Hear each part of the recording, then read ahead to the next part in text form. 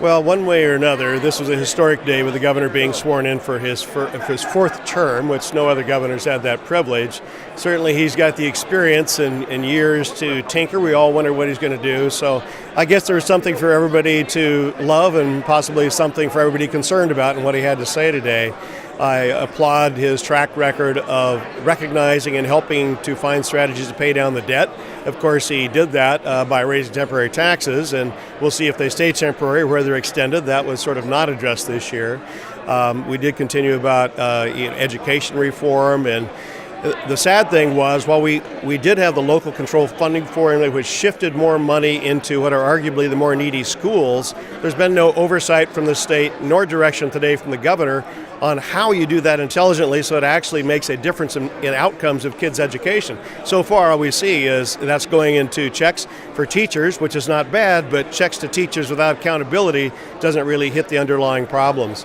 He talked about high-speed rail, and we still have to question, what are we doing with this? Where's it going? Don't we have bigger infrastructure needs? And in fact, he did talk about infrastructure needs. He was short on funding solutions for that.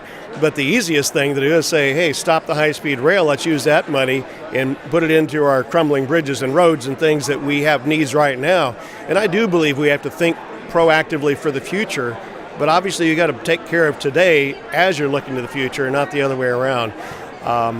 He talked about public realignment and what a great thing that was for the state. He didn't talk about what a terrible thing that's been for local government.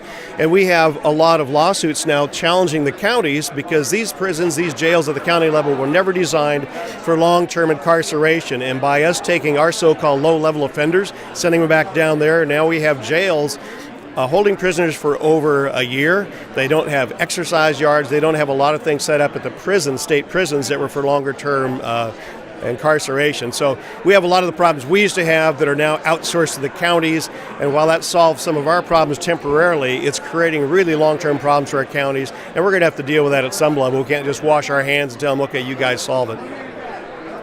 So one of the things the governor talked about was taking our current target of 33% of energy through clean energy. We call that a renewable portfolio standard. And while this is supposed to be in effect by 2020, we already have contracts in place, from what I understand from the industry, that will hit that target. So the governor now is ramping it up to where he wants to reach 50%. Well, I'm told by the industry we might be able to absorb 40%, but you start having a problem. The sun doesn't shine at night, so solar doesn't work. Wind doesn't blow when you need it, it blows when it does. And so you end up an unstable grid if you get beyond a certain level, and many experts think that's 40%. So while this is certainly a discussion we have to have about how you would actually get to 50%, many experts already think that's unattainable. Having said that, we're already 150% of electrical rates of our neighboring states, meaning we're paying 50% more. And so when we're trying to create good-paying jobs for our middle class, we're creating more jobs now, but they're at a lower level of pay than what the ones we lost back during the recession.